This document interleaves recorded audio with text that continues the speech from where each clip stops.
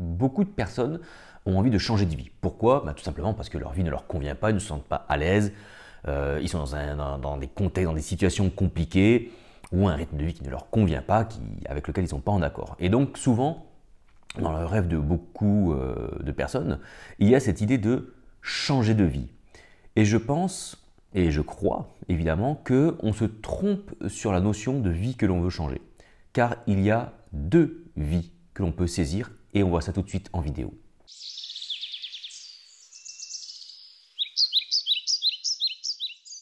Bonjour tout le monde, bienvenue pour un nouveau partage sur la source intérieure. Et donc je vais te proposer aujourd'hui de voir les deux vies que l'on peut avoir.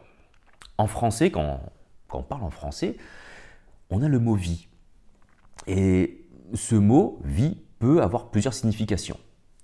Quand je dis que j'ai une vie de merde, par exemple, une vie de chien ou tout autre, on parle d'une condition de vie, d'un style de vie, d'un mode de vie. Il a une vie de débauché, il a une vie de prince, il a une vie de princesse, etc. etc. Toutes ces expressions. Eh bien, le mot vie, dans ce contexte-là, il nous parle d'une façon de vivre, d'un quotidien, presque d'une routine, voire même d'une identité presque. Et le mot vie veut aussi pouvoir dire autre chose, c'est-à-dire je suis en vie, tout simplement. Elle a donné vie. Et là, on va parler d'une vie naturelle, d'une vie, comment dire, cellulaire, une vie vivante, en fait. Voilà, une vie de l'être, si on veut. Et c'est vrai qu'en français, vie, voilà. Et un truc qui est marrant, c'est l'expression, vis ma vie. Le fait de vivre une vie. Donc on voit bien qu'il y a deux choses, en fait, pour ce même terme. Pourtant, quand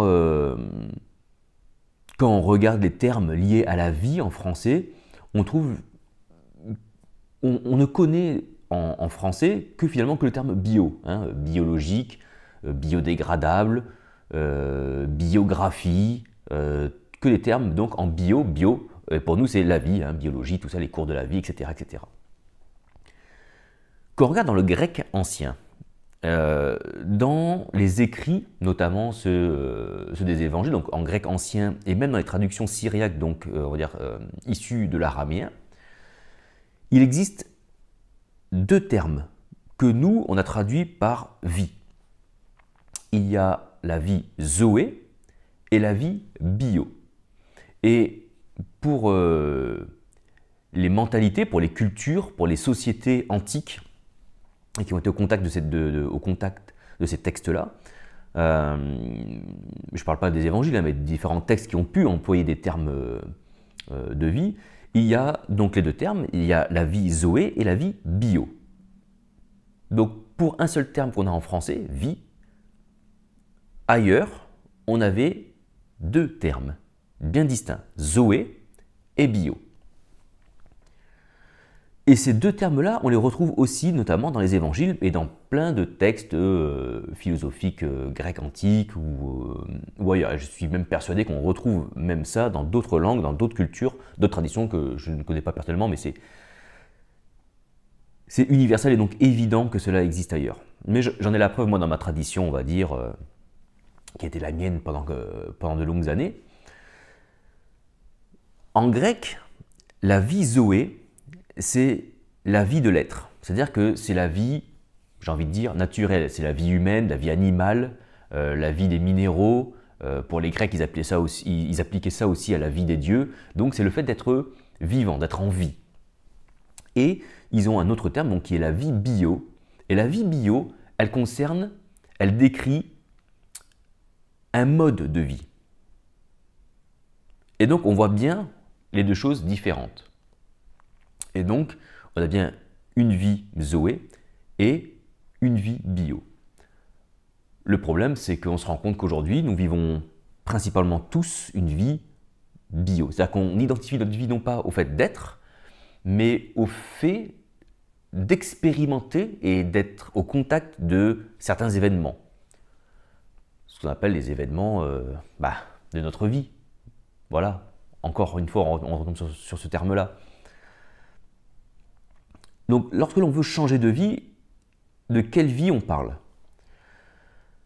Si on reste dans la vie bio, alors on va pouvoir changer de mode de vie, c'est-à-dire que par certaines disciplines, par certaines décisions prises, on va changer des routines, on va changer des habitudes, on va changer son environnement, on va enlever des gens ou des gens de sa famille ou des amis de son environnement pour les remplacer par d'autres personnes ou par personne d'autre. Et on va essayer d'avoir une nouvelle vie. Voilà, je veux changer de vie, je veux une nouvelle vie, et donc du coup je vais mettre en place, des décisions, symboliques, fortes ou pas, pour renouveler ce qu'il y a autour de moi. Le problème, c'est qu'on change encore une fois quoi? On change l'extérieur. Alors parfois c'est un peu plus profond, on se dit non mais c'est moi qui vais changer. Mais en fait on se repositionne juste ailleurs par rapport encore à des éléments extérieurs. Par exemple, je veux changer de vie, j'en ai assez de me lever tous les matins, etc. Je veux faire autre chose, je veux m'épanouir, je veux devenir indépendant. Mais tu vas encore changer non pas toi intérieurement, mais tu vas devoir changer des choses extérieures, c'est-à-dire changer de métier, changer de source de revenus, changer d'organisation, etc., etc. Et donc, dans notre quotidien, ce que l'on veut quand on parle de changer de vie, généralement, en fait, c'est ni plus ni moins que changer de vie bio. C'est-à-dire qu'on ne veut plus avoir une vie de miséreux, on ne veut plus avoir une vie de chien, on ne veut plus avoir une vie de ci, une vie de ça. On veut changer de vie et donc changer de vie par rapport aux éléments extérieurs. Le problème de ça, c'est que même si on peut vivre mieux, effectivement, d'une vie à l'autre, bien évidemment, il est beaucoup plus facile pour soi de vivre une vie de roi, une vie de pacha, plutôt qu'une vie de chien, évidemment, ça paraît évident, ça.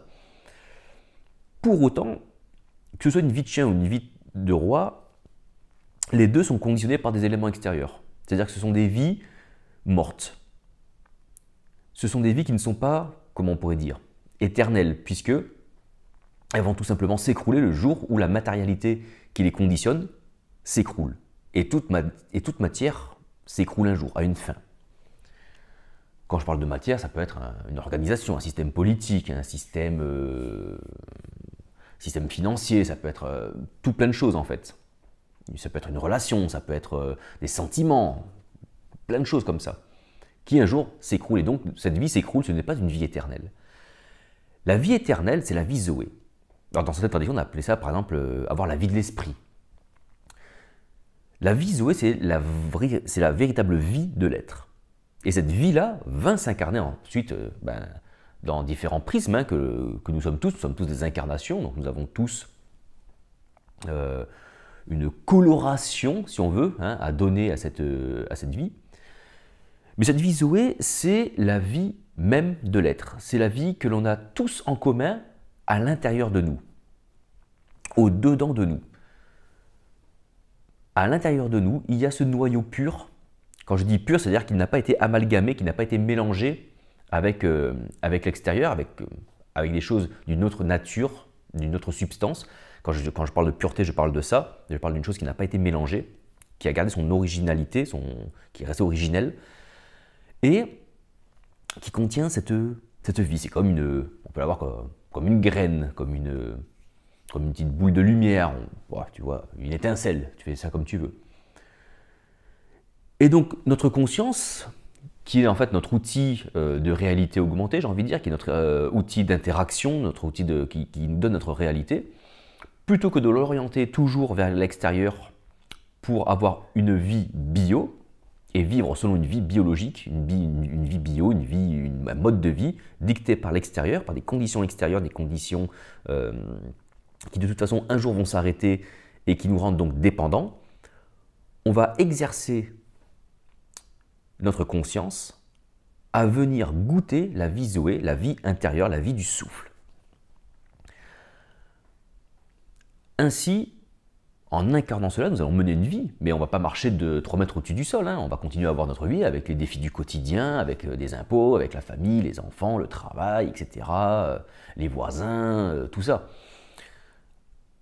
À la différence de, comme je n'identifie plus ma condition à ma vie bio, à ma vie extérieure, et que j'identifie, en tout cas j'apprends petit à petit, c'est un processus, à vivre une vie Zoé, une vie de l'esprit, j'arrive à prendre une certaine hauteur, une certaine j'allais pas dire légèreté, parce qu'on prend pas forcément c'est pas pour autant qu'on va prendre les choses à la légère, qu'on va pas parfois s'énerver, qu'on va pas parfois se mettre en colère, qu'on va pas parfois devoir prendre des décisions fortes qui vont pas faire plaisir aux gens. Hein, on ne devient pas un bisounours, hein. Mais on prend une certaine hauteur, on prend une certaine intelligence vis-à-vis des choses qui nous permettent d'agir non pas pour améliorer des conditions extérieures qui ne seraient pas nous, mais des conditions intérieures qui est notre vrai nous. Et ça va changer beaucoup de choses. Alors on peut penser que c'est de la, comment dire, de l'égoïsme, et encore le terme serait très mal choisi, ou du narcissisme, c'est-à-dire que finalement, tu vois, maintenant, c'est ça l'intériorité, on ne pense qu'à soi. Mais j'ai envie de te dire, si tu veux changer, si tu veux rayonner autour de toi et transmettre des bonnes choses autour de toi, si tu ne te changes pas toi, si tu ne vas pas toi-même te brancher sur la bonne source, sur la bonne vie, la vie Zoé, tu n'arriveras jamais à faire autre chose que ce qu'on appelle des œuvres mortes. C'est-à-dire tu vas avoir de la fausse piété, c'est ce qu'on appelle l'hypocrisie. Tu fais des choses extérieures qui n'ont pas une réalité intérieure. Et l'hypocrisie, c'est quoi? C'est le fait de porter un masque. Extérieurement, tu montres des choses et intérieurement, tu ne l'as pas cette chose-là. Et ça, j'ai envie de te dire, mais c'est le grand mal des religions. On nous dit de faire des bonnes actions, de faire des bonnes choses pour avoir une bonne image, hein, donner une bonne image, un bon témoignage. Mais si intérieurement, tu ne le vis pas, ces choses-là, tu es hypocrite. Et l'hypocrisie, c'est assez drôle, c'est finalement ce que reprochait, c'était le premier reproche que faisait Jésus finalement à ses contemporains les plus pieux et les plus religieux qu'il y avait, quoi. Les mecs, ils respectaient des lois religieuses impeccablement, ils essayaient de donner des bonnes images, d'avoir des beaux discours et tout. Ils disaient, vous êtes des hypocrites, puisque vous véhiculez des images extérieures qui n'ont aucun reflet intérieur, qui n'ont aucune source intérieure. Vous êtes dans une vie bio et vous n'êtes pas dans une vie Zoé. Et ce qu'il faut, c'est que votre extériorité, ce que vous reflétez à l'extérieur, soit en fait un reflet de ce qui est à l'intérieur, une gloire de ce qui est à l'intérieur, puisque gloire, c'est rendre l'éclat d'eux.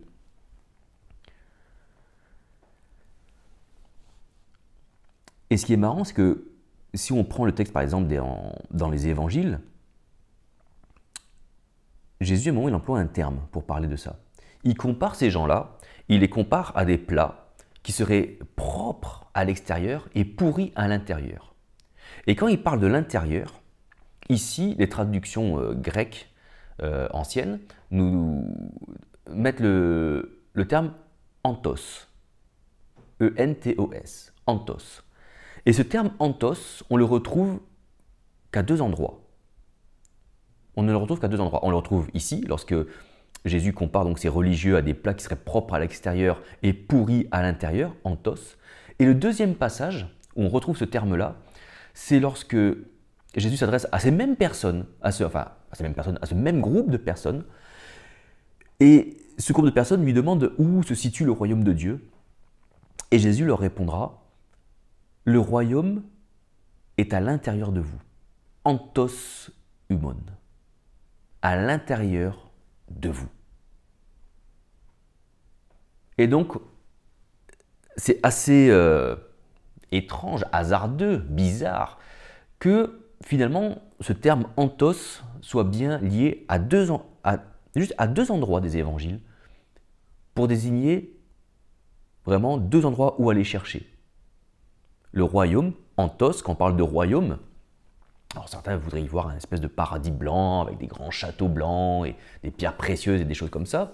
Le royaume de Dieu, c'est, selon les termes qu'on va y mettre dessus, c'est tout cet ensemble d'harmonies qui permettent à l'homme de vivre une vie, j'allais dire, une vie telle qu'elle doit être vécue selon les lois naturelles, les lois universelles.